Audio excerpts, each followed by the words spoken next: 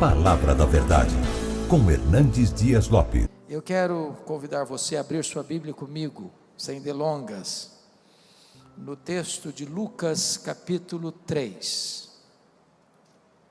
Lucas capítulo 3.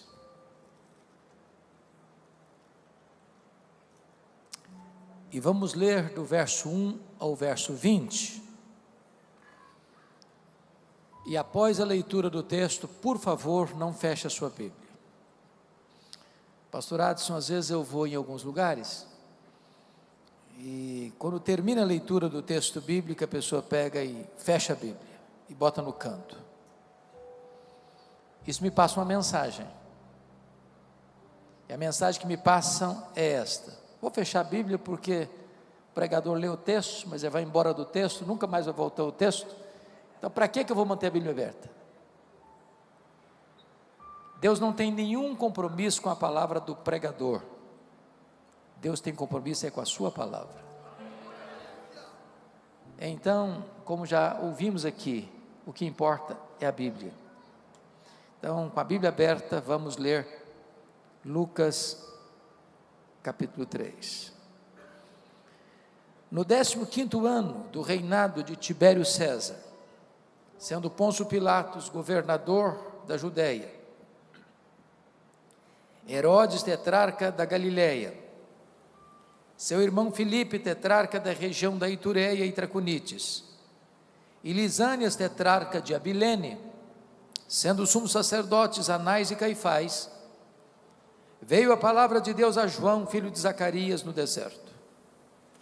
Ele percorreu toda a circunvizinhança do Jordão, pregando o batismo de arrependimento para a remissão de pecados, conforme está escrito no livro das palavras do profeta Isaías: voz do que clama no deserto, preparai o caminho do Senhor, endireitai as suas veredas, todo o vale será aterrado e nivelados todos os montes e outeiros, os caminhos tortuosos serão retificados e os escabrosos aplanados, e toda a carne verá a salvação de Deus. Dizia ele, pois, às multidões que saíam para serem batizadas: raça de víboras, quem vos induziu a fugir da ira vindoura? Produzi, pois, frutos dignos do arrependimento, e não comeceis a dizer entre vós mesmos: temos por pai Abraão. Porque eu vos afirmo que destas pedras Deus pode suscitar filhos a Abraão. E também já está posto o machado à raiz das árvores. Toda árvore, pois, que não produz bom fruto, é cortada e lançada ao fogo. Então as multidões o interrogavam, dizendo: que havemos de fazer? Respondeu-lhes: quem tiver 2 túnicas, reparta com quem não tem, e quem tiver comida, faça o mesmo. Foram também publicanos para serem batizados e perguntaram-lhe: mestre, que havemos de fazer? Respondeu-lhes: não cobreis mais do que o estipulado. Também soldados lhe perguntaram: e nós, que faremos? E ele lhes disse: a ninguém maltrateis, não deis denúncia falsa, e contentai-vos com o vosso soldo. Estando o povo na expectativa e discorrendo todos no seu íntimo a respeito de João, se não seria ele porventura o próprio Cristo, disse João a todos: eu na verdade vos batizo com uma água, mas vem o que é mais poderoso do que eu, do qual não sou digno de desatar-lhe as correias das sandálias. Ele vos batizará com o Espírito Santo e com fogo. A sua pá ele a tem na mão para limpar completamente a sua eira e recolher o trigo no seu celeiro, porém queimará a palha em fogo inextinguível.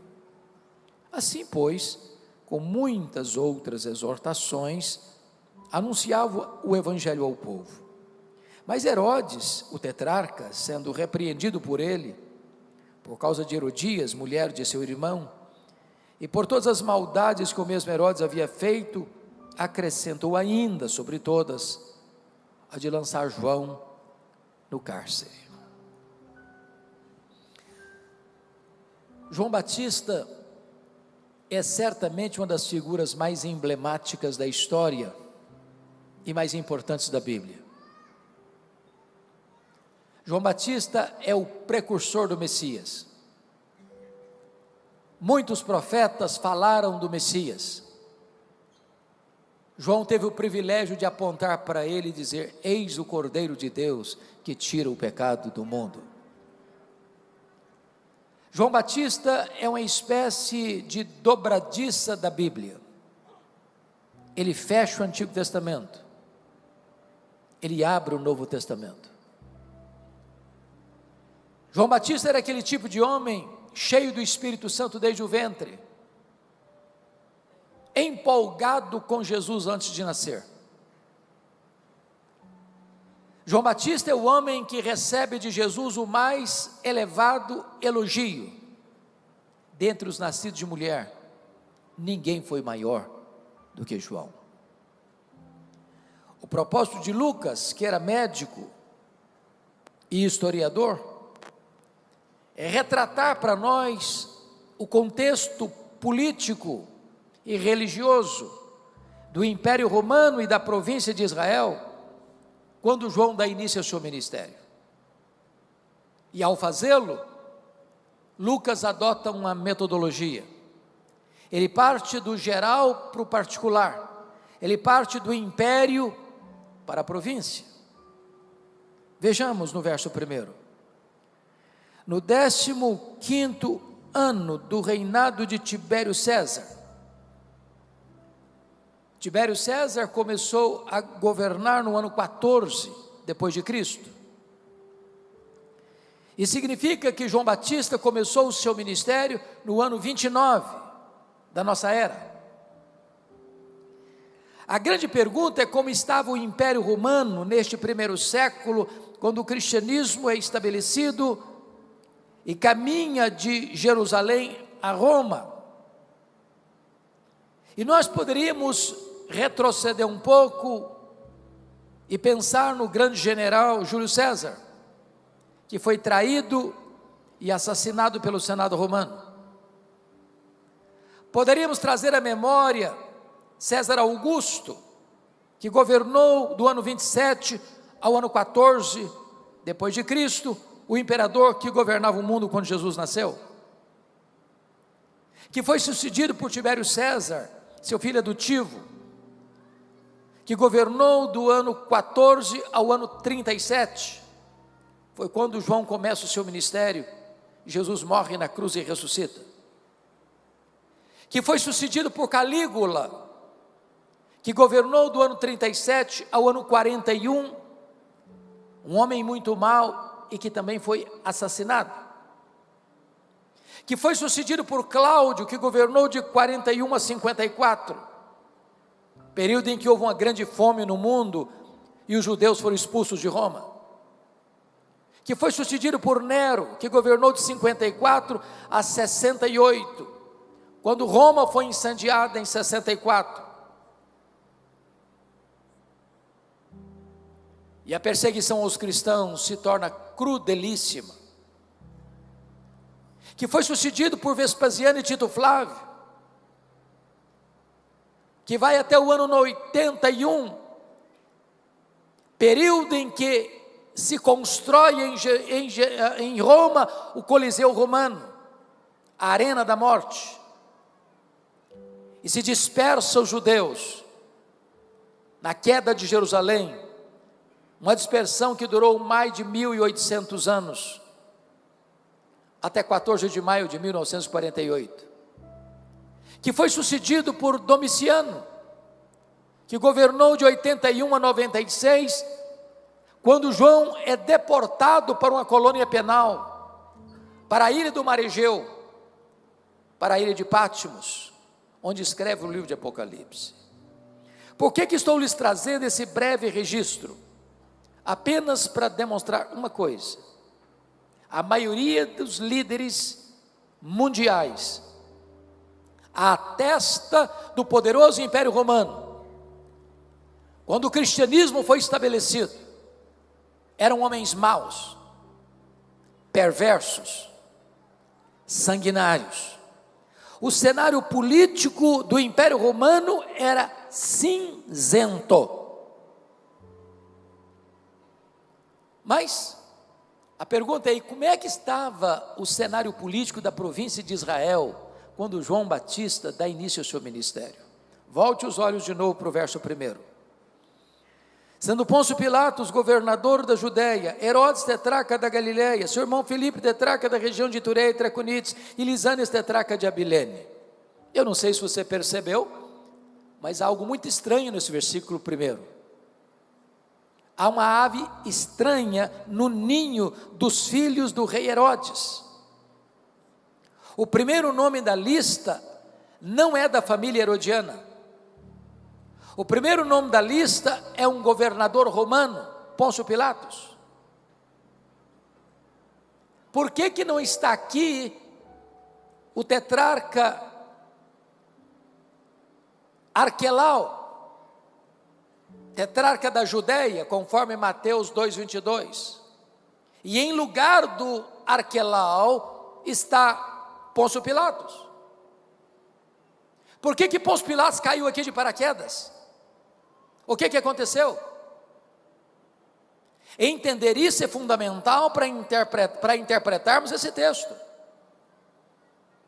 E eu preciso da sua paciência e da sua atenção, porque gostaria de trazer uma breve explicação por que tem Pôncio Pilatos aqui e não o tetrarca Arquelau, tetrarca da Judéia. Para isso, vamos recuar ao ano 586. Quando Jerusalém caiu nas mãos da Babilônia e foi levado para o cativeiro. O cativeiro durou 70 anos.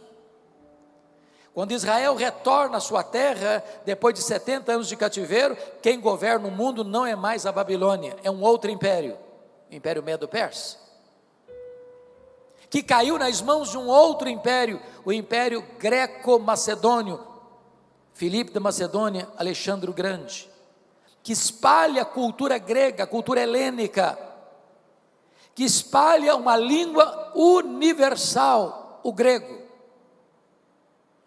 Com a morte de Alexandre o Grande, precocemente, não tendo ele herdeiro para o trono, o seu vasto império foi dividido entre 4 generais. Israel, o que nos interessa aqui, ficou ora sob o comando dos Ptolomeus do Egito, ora sob o comando dos Seleucidas da Síria. Foi nesse interregno que se faz a tradução do Velho Testamento para o grego, versão que vocês conhecem como Septuaginta. Foi no governo Seleucida de Antíoco IV, também é chamado de Antíoco Epifânio, que o templo de Jerusalém foi profanado, levantando-se altares a deuses pagãos e sacrificando porcos no altar do templo de Jerusalém, profanando a casa de Deus. Isso provoca uma guerra, quando Matatias Macabeu, Judas Macabeu, não suportando esta afronta e esta profanação, declaram guerra aos Seleucidas e ganham a guerra, libertando Israel do domínio estrangeiro e formando um governo asmoneu em Israel. No ano 63 a.C., Pompeu conquista Israel e agrega Israel ao vasto e poderoso Império Romano, nomeando na época Antípater como rei sobre Israel. Com a morte de Antípater, fica mais fácil entender agora, seu filho, Herodes, que nós chamamos de Herodes o Grande, ou Herodes I, recebe do imperador César Augusto o título de rei dos judeus. Era um homem de grande experiência administrativa e um exímio gestor. Foi ele quem ampliou e embelezou o templo de Jerusalém, tornando-o mais magnificente que o templo de Salomão. Foi ele quem construiu o porto de Cesareia, abrindo o comércio para o mundo e facilitando as viagens missionárias. Foi ele quem construiu a fortaleza de Massada, às margens do Mar Morto, para onde fugiram cerca de 1000 judeus, quando Jerusalém foi tomada no ano 70. Foi ele quem construiu a fortaleza de Massada, ou melhor, a fortaleza da Antônia, onde Jesus foi julgado por Pôncio Pilatos. Porém, esse homem tinha um grande problema. Ele tinha muito medo de perder o poder. Ele era um homem radicalmente violento. Para vocês terem uma ideia, logo que ele assumiu o governo, ele mandou matar mais da metade do sinédrio judaico, que era composto de 71 membros, para dizer: aqui quem manda sou eu. Ele casou-se 9 vezes.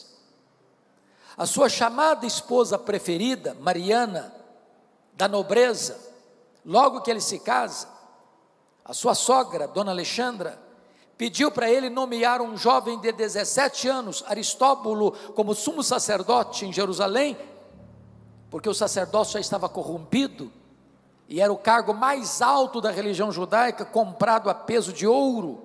Ele nomeou o menino de 17 anos. O menino foi bem, curiosamente, com ciúmes, mandou matá-lo. A sua sogra, com medo dele, fugiu para o Egito, sob as asas de Cleópatra, e ele manda os seus emissários no Egito e mata a sua sogra. Isso levou o imperador César Augusto a convocar a Roma para lhe dar uma descompostura, e afirmou: é melhor ser filho de um porco do que ser filho de Herodes. Antes de viajar para Roma, com medo de que Mariana, cuja família estava sendo assassinada por ele, se rebelasse contra ele, na sua ausência, mata sua mulher preferida antes de viajar. Quando ele retorna de Roma, ele manda 2 filhos para lá para estudarem, e a sua irmã Salomé, do mesmo estofo moral dele, disse assim: quando seus filhos voltarem de Roma, estarão mais aptos para governar do que você. Ele não titubeou, estrangulou os 2 filhos. Quando ele estava para morrer na estância de Jericó, ele fez a sua irmã Salomé jurar para ele que no dia da sua morte, ela mandaria matar pelo menos um membro de cada família nobre de Israel, porque queria ter sangue e lágrimas no seu funeral. Por que estou lhes dizendo isso? Por 2 razões. Primeiro, porque durante anos, eu confesso isso, pastor Adson, eu não entendia um texto da Bíblia, não entendia Mateus capítulo 2, porque está escrito lá, que vieram uns magos do Oriente, e chegaram em Jerusalém, e fizeram uma pergunta: onde está o recém-nascido rei dos judeus? Vimos a sua estrela no Oriente, e viemos para adorá-lo. E diz o texto, que com isso Herodes se alarmou, e com ele toda a cidade de Jerusalém. Uai, como um rei se alarma com a simples pergunta dessa? Como é que uma cidade inteira fica em pânico, só com uma pergunta dessa? É que Jerusalém sabia do que esse homem era capaz, sempre que na cabeça dele alguém se colocava no caminho dele para concorrer ao trono com ele. Foi por isso que ele mandou matar todas as crianças de Belém e arredores. Mas eu tenho uma boa notícia para lhes dar: os poderosos deste mundo também morrem. Só Jesus, o Rei dos Reis, jamais será apiado do poder. Com a morte dele, ele era rei sobre todo o território de Israel. O território de Israel é dividido em 4 partes. Nós chamamos isso de tetrarquia, ou governo de uma 4ª parte. A tetrarquia da Judéia foi dada a Arquelau, Mateus 2, 22. A tetrarquia da Galileia foi dada a Herodes, entenda-se aqui Herodes Antipas. A tetrarquia de Itureia e Traconites foi dada a Filipe, e a tetrarquia de Abilene foi dada a Lisânias. A pergunta é, por que o nome de Arquelau não está aqui? E por que no lugar do Arquelau está aqui Pôncio Pilatos? O problema é que o Arquelau foi tão mal, pior do que o próprio pai, que os judeus disseram para Roma assim: nós não aguentamos esse cara aqui, tira esse homem daqui, tira esse homem daqui. Preste atenção que Israel pertencia ao Império Romano, mas quem governava em Israel era a família Edomeia, era a família herodiana. Roma, mais do que depressa, aproveita o ensejo, arranca Arquelau do poder e bota o pé dentro de Jerusalém, nomeando um governador romano. Pilatos não é o primeiro, Pilatos é o quinto. Mas agora eu faço a pergunta: esse time aqui, Pôncio Pilatos, Herodes Antipas, Filipe e Lisânias, era gente boa? Era gente boa? Não, homens maus, violentos. Ou seja, se o cenário político do império estava sombrio, o cenário político da província estava pior ainda, quando João Batista deu início ao seu ministério. Mas talvez você pergunte, quem sabe a religião seja o porto seguro das pessoas numa crise política, do império e da província, no cenário internacional e no cenário nacional. Mas como é que estava a religião? Olha o versículo 2: sendo sumos sacerdotes Anás e Caifás. O que você achou de estranho aí? Tem 2 sumos sacerdotes, só podia ter um. O sacerdócio estava corrompido. Para vocês terem uma ideia, do ano 14 a.C. ao ano 28 depois de Cristo, 28 pessoas ocuparam o cargo de sumo sacerdote, que era comprado a peso de ouro. O Anás era o sogro do Caifás. O Anás já tinha sido deposto, mas ele era tão influente que nos bastidores quem mandava era ele. Na verdade, ele era o sumo sacerdote de fato, quando o genro dele era apenas o sumo sacerdote de direito. Tanto é verdade que quando Jesus foi preso e interrogado, quem vai interrogar Jesus não é Caifás, é Anás. Mas quem vai dar a canetada para enviá-lo ao governador é Caifás. Ou seja, a religião está corrompida também. E a pergunta que eu faço a vocês é essa: tem esperança num cenário desse?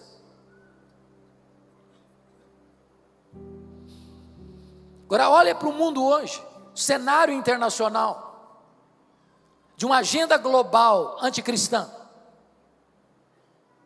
de ideologias que vão se aninhando jeitosamente, propositadamente, para destruir os valores cristãos e destruir os valores da família. E você pergunta, tem esperança num cenário desse? E você olha para o Brasil e vê a mesma agenda perversa nos 3 poderes constituídos, e você pergunta, tem esperança num cenário desse? E eu quero dizer para vocês, que quando o cenário está muito cinzento, e você não vê uma janela aberta, e uma luz no fim do túnel, Deus é poderoso para entrar na história, virar o placar do jogo, virar a mesa da história e criar um fato novo. Porque é nessa conjuntura que está escrito: veio a palavra de Deus a João, filho de Zacarias, no deserto. Deus pode trazer um avivamento nas horas mais sombrias da história.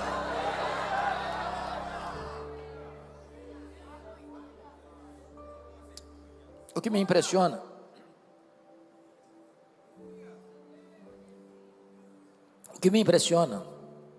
é que João é um cara estranho, que se veste de maneira estranha, se alimenta de comida estranha, e que prega num lugar estranho. Meu amado irmão, não é o lugar que faz o homem, é o homem quem faz o lugar. Não importa se num grande centro urbano, não importa se numa cidade interiorana, não importa se numa região rural, não importa se debaixo de uma árvore, não importa se numa grande catedral ou num templo de chão batido, não importa se no deserto, se a palavra de Deus vier, as multidões vão se ajuntar para ouvir a palavra de Deus.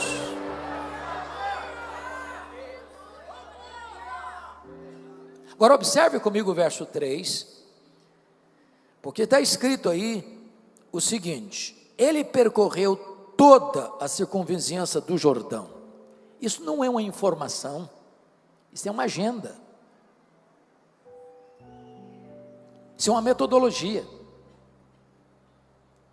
Leia os profetas, leia João Batista, leia Jesus, leia os apóstolos, e todos eles pregaram lá fora, onde as pessoas estavam. Hoje nós queremos que as pessoas venham cá dentro, onde nós estamos. Eles gastaram as solas dos sapatos, nós gastamos o assento dos bancos. Eles tinham uma agenda centrífuga, nós queremos ter uma agenda centrípeta. Se nós quisermos impactar o mundo, nós teremos que ir lá fora, onde as pessoas estão. Agora notem, tem 400 anos que ninguém prega. De Malaquias a João Batista são 400 anos. Chamamos esse período de interbíblico ou de silêncio profético. Tem templo, tem música, tem festa, tem sacrifício, mas não tem palavra de Deus. Depois de 400 anos, a palavra de Deus veio a João. E alguém podia dizer para ele assim: ô João, esse povo não está acostumado com Bíblia, então vá devagar, pega leve, porque se você pregar uma mensagem muito forte, eles não vão aguentar. Só que João não era um profeta da conveniência. João não era um alfaiate do efêmero, João era o escultor do eterno. João não pregava para agradar seu auditório, João pregava para levá-los ao arrependimento. João não pregava para receber um tapinha nas costas depois do culto, ele pregava para confrontar as pessoas com a verdade. E o que ele prega? Batismo de arrependimento para remissão de pecados. Ou seja, a não ser que você mude a sua cabeça, a não ser que você mude o seu coração, a não ser que você mude a sua jornada e a sua vida, não há chance de perdão e salvação. Irmãos, em muitos púlpitos no Brasil, não se escuta mais mensagens sobre arrependimento. É autoajuda, é coaching, é passar a mão na cabeça, passar pano, é fazer cócegas na vaidade humana. O papel do pregador não é agradar os ouvintes, é levá-los ao arrependimento e à fé salvadora. Mas notem comigo, que depois de 400 anos que ninguém prega, esse homem se levanta para pregar. A pergunta é: de onde ele tirou essa mensagem? Ele é a fonte da mensagem? Ele é a origem da mensagem? Ele é o criador da mensagem? E o versículo de número 4 responde: conforme está escrito nas palavras do profeta Isaías. O pregador não é a fonte da mensagem, o pregador não cria a mensagem não é do pregador, o pregador é apenas um servo da mensagem, ele é um veículo da mensagem, a mensagem não é dele, a mensagem é de Deus. Deus não tem compromisso com a palavra do pregador, Deus tem compromisso com a sua palavra. A promessa de que não volta vazia não é a palavra do pregador, é a palavra de Deus. Então, quando você for pregar, abra a Bíblia e pregue a Bíblia.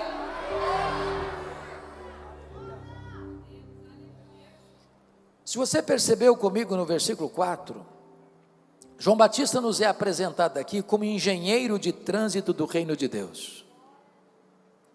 voz do que clama no deserto: preparai o caminho do Senhor, endireitai as suas veredas.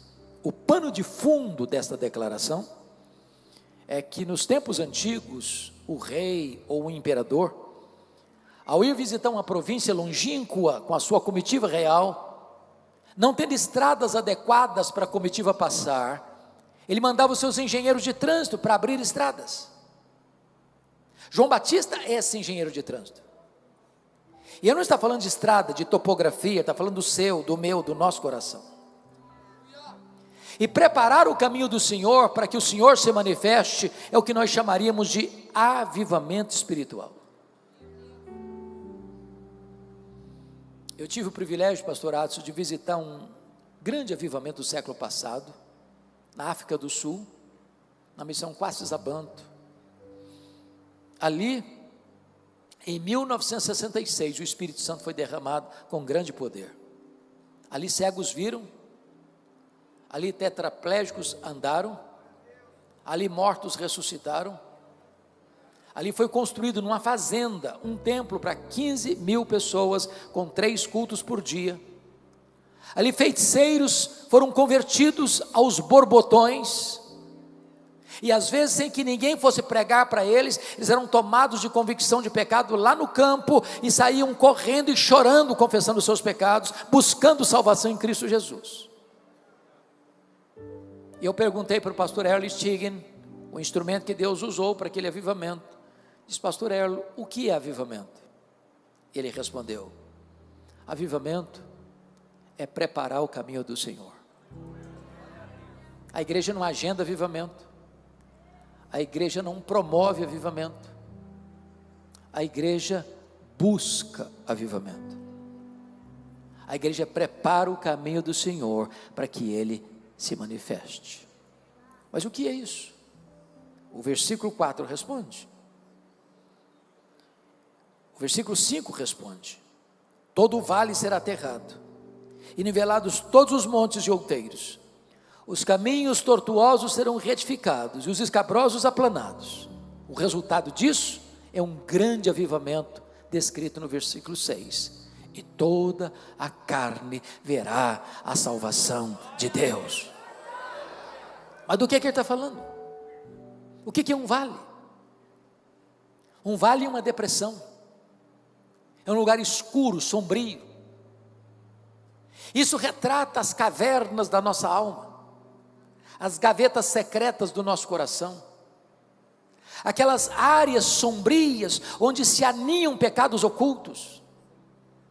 Enquanto isso não for aterrado, enquanto isso não for tratado, enquanto isso não for resolvido, as chuvas do avivamento são retidas. O que são os montes de outeiros? Soberba.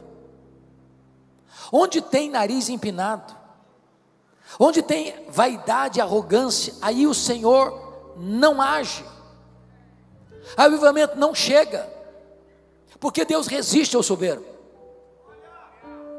O que é o caminho torto? É vida dupla, é hipocrisia, é falta de integridade. E onde há máscaras espirituais, aí o Senhor não age. O que é o caminho escabroso? A palavra significa fora do lugar. O que é que está fora do lugar na nossa vida? Enquanto a nossa vida não estiver alinhada com a boa, agradável e perfeita vontade de Deus, as chuvas são retidas.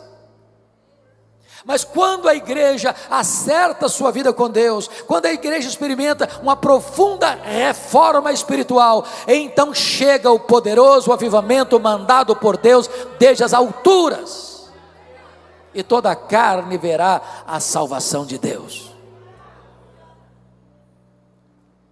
Mas uma outra pergunta ao texto: quem estava ouvindo João Batista no deserto?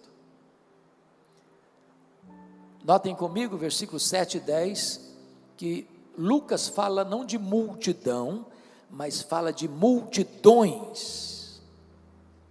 E quando você lê Mateus 3, Marcos 1, Lucas 3, você vai entender por que fala de multidões. Porque toda a circunvizinhança do Jordão estava no deserto, toda a província da Judéia estava no deserto, toda a cidade de Jerusalém estava no deserto. Agora você vai ler no versículo 12, e fala aí que os publicanos estavam lá, e você vai ler no versículo 14, e você vai ver que os soldados estavam lá. Por que é importante ressaltar isso? Há muitos estudantes de teologia, e nós estamos aqui diante de uma classe de acadêmicos de teologia, Brasil afora, que ao terminar um curso de bacharel, por exemplo, o sonho de muitos não é pastorear, é avançar para um mestrado, e depois aproveita o ensejo e já se matricula num doutorado. Para não perder o pulo, já fazem um pós-doc, e aí se tornam especialistas numa área, por exemplo, crescimento de igreja, mas ele nunca plantou um ponto de pregação, ele nunca começou um estudo bíblico num grupo familiar, mas ele é especialista em crescimento de igreja, é um teórico. E muitos desses teóricos estão ensinando o seguinte: você quer plantar uma igreja relevante? Você tem que plantar uma igreja homogênea. E o que é isso? Por exemplo, alguns dizem: não, eu vou plantar uma igreja para alcançar a classe média alta da minha cidade, porque eu quero gente com dinheiro para investir no reino. O que vai fazer? Plantar uma igreja do lado de um condomínio de alto padrão. Outros dizem: não, eu vou plantar uma igreja para alcançar a elite intelectual da cidade. Eu quero os acadêmicos, eu quero os professores, eu quero gente formadora de opinião, eu quero gente que possa influenciar a cultura da nossa cidade. Vou plantar uma igreja onde? Do lado de um grande centro universitário. Outros dizem: não, eu vou fazer outra coisa, eu vou fazer uma opção pelos pobres, eu vou plantar uma igreja no bairro mais carente da minha cidade, porque a minha opção é pelos pobres. Quando eu leio a Bíblia, eu não vejo nada disso, nada disso. Preste atenção nisso. A igreja de Deus é o único lugar do mundo onde o homem mais rico da cidade se assenta do lado do homem mais pobre da cidade, e eles são rigorosamente iguais. A igreja de Deus é o único lugar do mundo onde um diácono, sendo o maior empresário da cidade, carrega a cadeira nas costas para um pedreiro sentar, e sentar com honra. Deus não olha a conta bancária, Deus não olha os diplomas da parede, Deus não olha a cor da pele. Para Deus todos são iguais.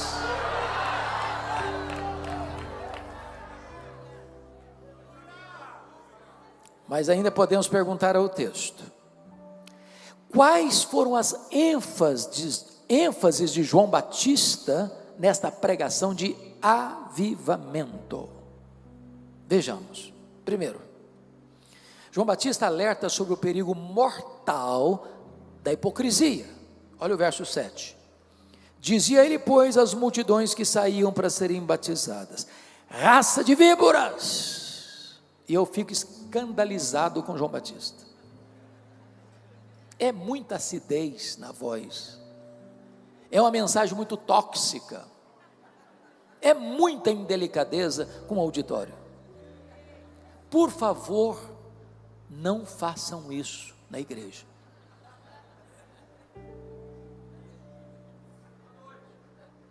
Eu não sei se o Adson fizer isso aqui, se vai dar certo. É melhor não fazer. Agora, eu só consigo interpretar Lucas 3,7 à luz de Mateus 3,7. O que é que está lá no texto paralelo que não está aqui? Lá está escrito que quando João olha essas multidões vindo, ele vê muitos fariseus e saduceus. Então diz: raça de víboras. Eu não sei quanto a você, mas tem hora que quando eu começo a ler a Bíblia, não me dá quase urticária, quando começo a ler sobre os fariseus. Pensa num time complicado. Andava com lupa para enxergar os pecados dos outros, mas não viam os seus próprios. Jesus chamou essa gente de hipócritas. Agora, por favor, entenda isso. Os fariseus não foram sempre assim, não. Quando eles surgiram? Por que eles surgiram? Eles surgiram exatamente nesse período interbíblico, para resistir à avalanche de influência da cultura grega, da helenização, diríamos hoje. Eles resistiram à secularização da igreja da época. Era um grupo de reforma e reavivamento, que lutavam pela ortodoxia e pela piedade. Mas com o tempo, eles perderam a essência e mantiveram a forma. E Jesus os chamou de hipócritas. Quem eram os saduceus? Era também do mesmo período um grupo de resistência à cultura helênica, que primava pela ortodoxia e pela piedade da elite da sociedade, mas sucumbiu rapidamente à cultura grega. É por isso que eles não acreditavam em anjos, não acreditavam em ressurreição, não acreditavam em todo o Velho Testamento, só no Pentateuco. E eles tornaram-se colaboracionistas de Roma e ganharam como moeda de troca a mina de ouro da religião judaica, que era a exploração do templo. Vocês sabem que tudo girava em torno do templo. Nas festas, por exemplo, caravanas iam do mundo inteiro a Jerusalém, a população quintuplicava, porém, nenhum adorador podia vir do seu lugar mais longínquo da terra e com dinheiro estrangeiro comprar sequer um cordeiro, uma pomba, uma rola para sacrificar. Tinha que primeiro trocar a moeda. E não podia trocar fora do templo, não, tinha que trocar lá na praça do templo com os cambistas, com taxas abusivas para embolsar essa grana. Nenhum adorador podia trazer de casa um cordeiro, uma pomba, uma rola, tinha que comprar lá na praça do templo e por preços abusivos, para eles se enriquecerem. Foi por isso que Jesus pegou o chicote e virou as mesas, e abriu as gaiolas, e abriu os currais de ovelhas, e disse: vocês estão transformando a casa do meu pai, casa de oração, em covil de salteadores. O que é um covil? É o lugar que o ladrão rouba e foge para lá para se esconder. Jesus está vendo essa gente vindo, e ele disse: raça de víboras. Por que ele disse isso? Porque para Jesus a hipocrisia é pior do que o veneno das víboras. Porque o veneno das víboras, quem botou nelas foi Deus, mas a hipocrisia quem bota no coração é o diabo. Segundo lugar, João Batista alerta sobre o perigo real do inferno. Olha o versículo 7, a parte B. Quem vos induziu a fugir da ira vindoura? E eu fico chocado de novo com João Batista. Meus irmãos, tem 400 anos que ninguém prega, e o camarada se levanta para pregar o primeiro sermão e prega sobre inferno. Mas tem tanta coisa boa na Bíblia para pregar, o amor de Deus, a graça de Deus, a bondade de Deus, e o cara vai pregar sobre inferno. Eu posso até garantir a vocês que os pastores que estão aqui presentes são testemunhas disso. Você nunca vai ver um pregador pregar um sermão sobre o inferno e receber um tapinha nas costas na porta da igreja. Esse pastor, que sermãozaço que o senhor pregou hoje à noite. Estou indo para casa até mais leve. Dá ibope não.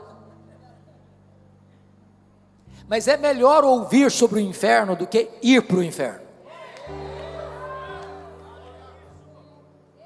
A terceira ênfase da pregação de João Batista, preste atenção nisso, ele alerta sobre o perigo do falso arrependimento. Olha o versículo 8: produzi, pois, frutos dignos do arrependimento. Não é arrependimento e novamente arrependimento, é arrependimento e frutos dignos de arrependimento. Por que é importante ressaltar isso? Porque floresce aqui em São Paulo, e Brasil afora, e mundo afora, uma falsa teologia, chamada de hipergraça.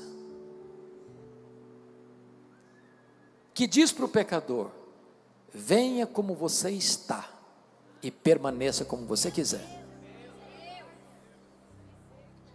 É a falsa graça que justifica o pecado e não o pecador. São as chamadas igrejas inclusivas. Vale tudo.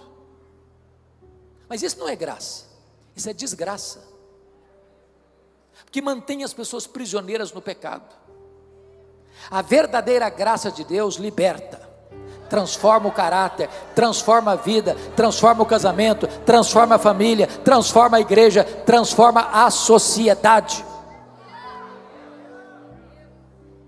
Quarto lugar, a ênfase de uma pregação de avivamento, irmãos, alerta para o perigo da falsa confiança religiosa. Olha o versículo 8 ainda: e não comeceis a dizer entre vós mesmos, temos por pai a Abraão. Sabe o que está acontecendo aqui? O auditório de João Batista está dando carteirada nele. Estão dizendo: alto lá, pregador, você sabe com quem você está falando? Nós temos pedigree, nós somos filhos do Abraão, corre em nossas veias o sangue do patriarca. O que é isso? Pega leve com a gente. Mas os verdadeiros filhos de Abraão não são aqueles que têm o sangue de Abraão correndo em suas veias, mas aqueles que têm a fé de Abraão habitando em seu coração. Cuidado para que você não coloque a sua confiança numa base errada. Eu gosto muito de fazer perguntas, porque perguntas são diagnósticas. Às vezes eu pergunto: e aí, meu irmão, está firme na sua salvação em Jesus? Mas é claro, eu sou filho do pastor da igreja. Ué, e daí? E daí? Pode ser que filho de peixe seja peixinho, mas filho de crente não é crentinho não. Tem que nascer de novo, tem que nascer de cima, tem que nascer do alto, tem que nascer da água e do Espírito, tem que ser nova criatura. Às vezes eu faço essa pergunta e a resposta é mais assim, requintada um pouquinho. E aí, meu irmão, está firme na sua fé, na sua salvação? Claro, pastor, eu sou calvinista desde o berço, sou arminiano desde que nasci. Ué, mas você pode ser calvinista, você pode ser arminiano, mas não é isso que dá segurança para você não. Se você não estiver fundamentado em Jesus, a rocha que não se abala, não há esperança. Não é a placa de igreja, não é o sistema doutrinário, é a cruz de Cristo, é o evangelho da salvação, é Jesus Cristo que é aquele que garante a nós a vida eterna.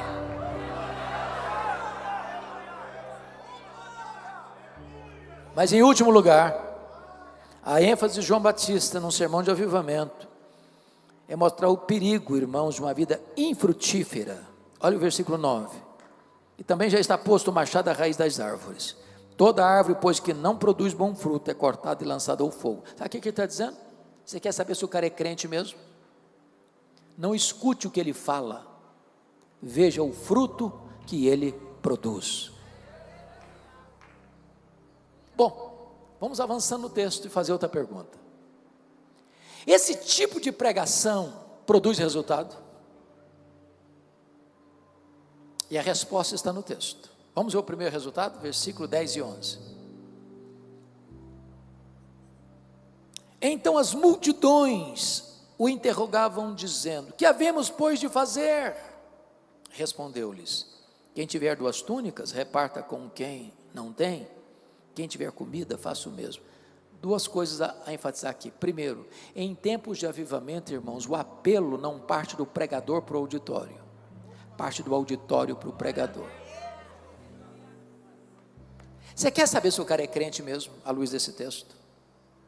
Veja se ele é generoso. Não combina crente mão de vaca, pão duro, suvina, avarento. Crente tem o coração aberto, crente tem o bolso aberto, crente tem as mãos abertas, crente tem a casa aberta, crente é generoso. Agora preste atenção: generosidade não é arrependimento. Ninguém vai para o céu porque dá roupa e comida para as pessoas. Generosidade é uma evidência do verdadeiro arrependimento e não um substituto do verdadeiro arrependimento. Segundo resultado, confira comigo os versos 12 e 13. Agora o grupo é mais um pouquinho requintado, joga um pouco de confete em Jesus, e diz aqui que também foram os publicanos para serem batizados e perguntaram-lhe: mestre, isso é rasgação de seda, mestre, que havemos de fazer? Os publicanos, irmãos, eram as pessoas mais odiadas de Israel, eram os cobradores de impostos, que oprimiam o povo, saqueavam o povo. Eu estou falando agora de Receita Federal, estou falando do leão, está de olho em você. Roma naquela época não tinha todos os aparatos de recolhimento de tributos que se tem hoje. Então o que Roma fazia? Roma fazia uma concessão para que alguém recolhesse os impostos de uma determinada região, com o compromisso de repassar aos cofres de Roma um valor devido, mas Roma não estava nem aí se essa pessoa cobrava muito mais para embolsar o resto da grana. E era isso que os publicanos faziam. E eles estão lá perguntando para João: ô João, e nós vamos fazer o que com o seu sermão? João responde assim: não cobreis mais do que o estipulado.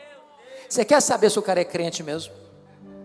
Veja se ele é honesto nos seus negócios, veja se ele não passa a perna nos outros, veja se ele não é desonesto nas suas transações comerciais, veja se o dinheiro que cai na sua conta bancária é dinheiro limpo. Eu tenho rodado, pastor Adson Belo, esse país com você também, e eu acho que a igreja evangélica brasileira precisa de um choque ético. Tem muito crente enrolado, tem muito crente mal pagador, tem muito crente que dá cheque sem fundo, tem muito crente que assume dívidas sabendo que não vai pagar, tem muito crente que entra em esquemas de exploração e de corrupção, dando propina, recebendo propina para ganhar mais dinheiro. O evangelho transforma o caráter, a vida, as transações comerciais. O verdadeiro evangelho muda os parlamentares de Brasília, chamados de evangélicos. O verdadeiro evangelho muda a tessitura social. Porque olhem comigo o versículo 18, que o João Batista está pregando é o evangelho. Vamos ver a terceira resposta? Olha o versículo 14 comigo. Também soldados lhe perguntaram: e nós, que faremos? E ele disse: a ninguém maltrateis, não deis denúncia falsa, contentai-vos com o vosso soldo, com o vosso salário. Do que ele está falando? Ele está falando de soldados romanos, fardados, estavam lá, ouvindo João Batista. E João Batista diz: olha, a ninguém maltrateis, não deis denúncia falsa, contentai-vos com o vosso salário. Vamos entender o que ele está falando. Quando ele fala ninguém maltrateis, preste atenção nisso. Qualquer líder, seja ele militar, civil, religioso, tem que tomar cuidado, porque às vezes a pessoa do topo da sua liderança pode olhar alguém de cima para baixo e machucar pessoas. No reino de Deus, a pirâmide está de ponta cabeça. O maior é o servo de todos. Então não use da sua liderança para machucar pessoas. Não deis denúncia falsa. Do que ele está falando? O que ele está falando é o seguinte: os soldados estavam mancomunados com os cobradores de impostos para receberem propina. Então eu vou ilustrar isso. Como é que é o seu nome, irmão? Rubens. Vou pegar o Rubens aqui com a permissão dele para ilustrar. Imagine que chegava na casa do Rubens o cobrador de imposto, o publicano. Disse: Rubens, eu vim aqui avisar você que o imposto que você vai pagar esse ano é tanto. O Rubens dava um suspiro e dizia: eu não posso pagar isso tudo. Se eu for pagar esse tanto de imposto esse ano, a minha família vai passar necessidade. O cobrador de imposto dizia: Pois é esse tanto que você vai pagar. Não discutia. Veja se ele não faz negociatas, rasteiras, nos bastidores escuros da corrupção, para se enriquecer. Veja se ele não vende a alma para o diabo para ganhar mais dinheiro. Veja se ele não entra em esquemas para receber propina, para cair dinheiro sujo na sua conta. Veja se ele é honesto e vive do seu salário e não da riqueza mal adquirida. Eu sei que essas coisas não acontecem mais no Brasil, né, irmãos? Mas nunca é demais alertar, não é verdade? Bom, deixa eu terminar. Me permita falar 3 coisas agora do pregador. A primeira coisa que o pregador vai nos ensinar nesse texto, está no versículo 15 e 16.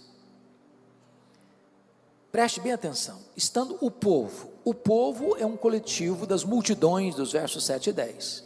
O povo, estando o povo na expectativa e discorrendo todos, não alguns, não a maioria, discorrendo todos, no seu íntimo a respeito de João, se não seria ele porventura o próprio Cristo, disse João a quem? A todos: eu na verdade vos batizo com água, mas vem o que é mais poderoso do que eu, do qual não sou digno de desatar-lhe as correias das sandálias, ele vos batizará com o Espírito Santo e com fogo. Primeira coisa que eu quero destacar, é que o pregador precisa conhecer a sua identidade. Vamos entender isso aqui. Meus irmãos, tem 400 anos que ninguém prega.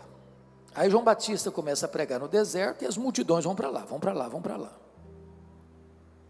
E ele se autodenomina como voz do que clama no deserto: preparai o caminho do Senhor. De repente, toda a multidão, todo o povo, sem exceção, começa a pensar, começa a cogitar, e começa a entender uma coisa. Vocês querem saber de uma coisa? Esse João aí não é precursor do Messias, é coisa nenhuma. Ele é o próprio Messias, é ele mesmo, não pode ser outro, é ele. Ô gente, todos os votos que entraram na urna para candidato a Messias, foram dados a João Batista. Nenhum voto em branco, nenhum voto em nulo. E essa perspectiva de todo o povo se transforma numa pergunta sutil, com palavras sedosas, aveludadas, como o sibilo da serpente, que beija os ouvidos de João Batista. E a pergunta era esta: porventura, tu não és o próprio Cristo? Olha a tentação aí, olha o perigo aí, a isca venenosa aí. Muitos outros assim se levantaram dizendo: eu sou o Cristo, eu sou o Cristo, eu sou o Cristo. Mas João não, João está cercado de uma multidão, e a multidão unânime está dizendo: não, você, não é você o Cristo, você o Cristo, é você mesmo. Se João tivesse engolido aquela isca venenosa, ele podia dar uma coçada na cabeça. Bom, quer dizer, pensando bem, eu acho que eu sou um fenômeno. Tem 400 anos que nunca ninguém juntou tanta gente, mas ele não engoliu a isca venenosa, não. Ele foi categórico: não, eu não sou o Messias, eu vim preparar o caminho do Messias. Eu não sou o verbo, eu sou apenas uma voz que clama no deserto. Eu não sou a luz, eu aponto para Jesus e digo: esta é a verdadeira luz que vindo ao mundo e ilumina todo homem.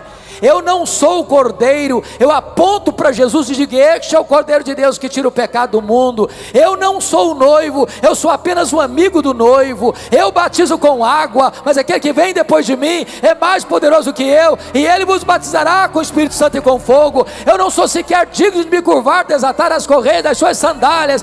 Eu tenho um lema de vida: convém que ele cresça e que eu diminua.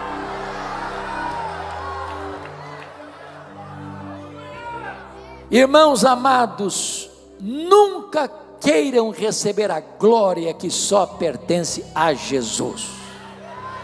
Toda a glória dada ao homem é vanglória, é glória vazia, é idolatria, é abominação para Deus, porque Deus não divide a sua glória com ninguém.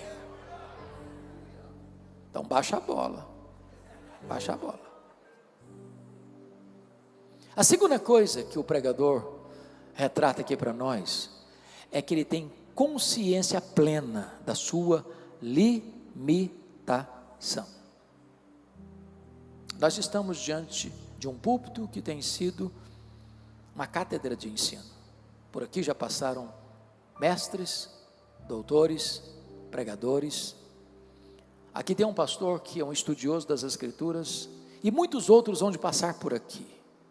Muitos de vocês já pregaram e muitos de vocês já ouviram grandes pregadores, mas todo pregador, todo, sem exceção, é rigorosamente limitado. Eis que diz o versículo 16: eu batizo com água, mas aquele que vem depois de mim é mais poderoso do que eu. Ele vos batizará com o Espírito Santo e com fogo. Sabe o que ele está dizendo? Meus irmãos, não importa o pregador, nós só conseguimos falar aos ouvidos. Só o Espírito Santo consegue falar ao coração.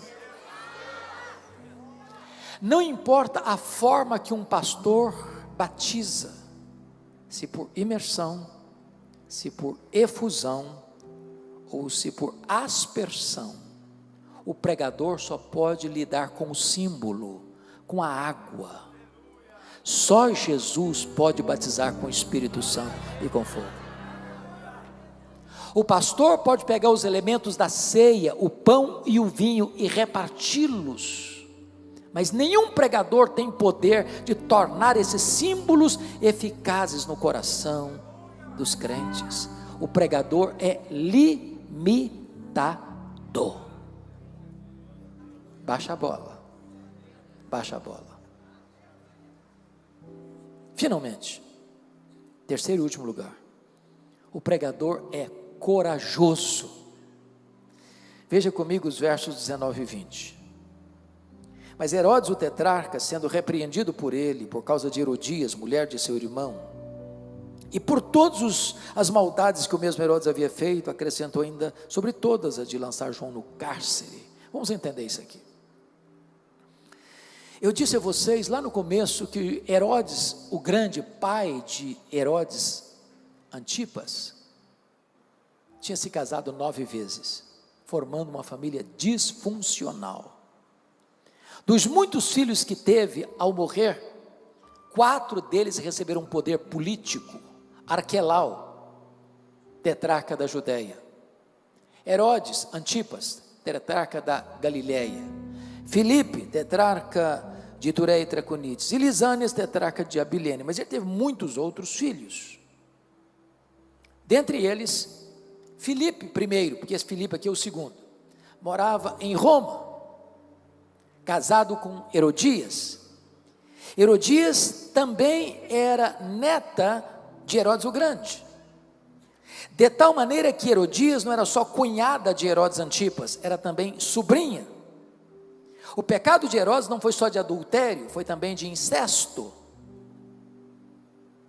Herodes Antipas, esse aqui, era casado com a filha do rei Aretas, dos nabateus, que moravam em Petra. E ele chega em Roma, e a sua cunhada se engraça com ele, e ele com ela. E Herodias disse para Herodes assim: se você me prometer se divorciar da sua mulher, a filha do rei Aretas, eu largo o seu irmão e vou com você para Galiléia. Herodes topou. Agora preste atenção na cena. Um dia, o Herodes desembarca na Galiléia com a Herodias a tiracolo.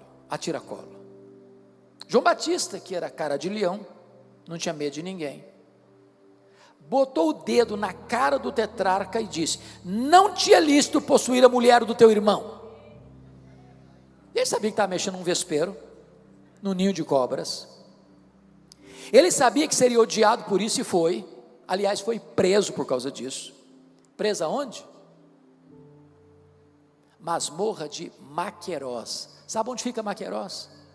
Do lado do Mar Morto, 45 a 50 graus todo dia. O maior homem dentre os nascidos de mulher está preso por pregar a verdade e confrontar o pecado. Herodes às vezes gostava de ouvi-lo,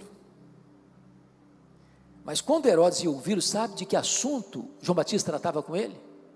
Juízo final. E aí o cara sai mais desesperado. Um dia, comemorando o seu aniversário, Herodes convida os seus amigos, seus convivas, todos chapados. Entra agora a filha de Herodias e dança diante dele com muita desenvoltura. E o rei o tetrarca dá para ela um cheque em branco assinado, diz: pode pedir o que você quiser. A menina, tão perigosa quanto a mãe, disse: mamãe, estou com um cheque em branco assinado, o que é que eu peço? Herodias disse: peça a cabeça de João Batista numa bandeja. O carrasco sai lá da Galileia, vai lá no Mar Morto, tira o João Batista da prisão, bota a cabeça dele num cepo e tosa a cabeça dele com a espada. E agora, aquela cabeça pingando sangue, entra na festa da iniquidade, como bolo da profanação. E você sai dessa festa, dessa cena, horrorizado, chocado, perplexo. Diz: meu Deus, que tragédia, que fim infeliz, inglório. Mas João Batista não pensava assim. João Batista entendia que é melhor você estar preso com a consciência livre do que você estar livre com a consciência presa. João Batista entendia que é melhor você perder a cabeça com honra do que você viver com desonra. João Batista nos ensina que o que importa não é como um homem morre, mas como ele ressuscita. Eu pergunto a vocês: que pai, que mãe hoje bota o nome num filho de Herodes? Só um louco ou um desavisado. Mas João Batista, embora morto, ainda fala. A história dele ainda toca a nossa vida. O exemplo dele ainda nos inspira.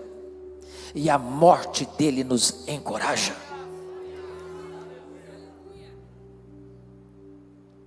Eu não sei quanto a vocês, mas eu acho que nós estamos chegando num tempo muito complicado da história. Não tem espaço mais para crentes covardes. É hora de se posicionar e aprendermos o que João Batista viveu e nos ensinou com seu exemplo. Se vivemos, para o Senhor vivemos. Se morremos, para o Senhor morremos. Quer pois vivamos, quer pois morramos, nós somos do Senhor. Que Deus nos ajude nesta noite. Amém.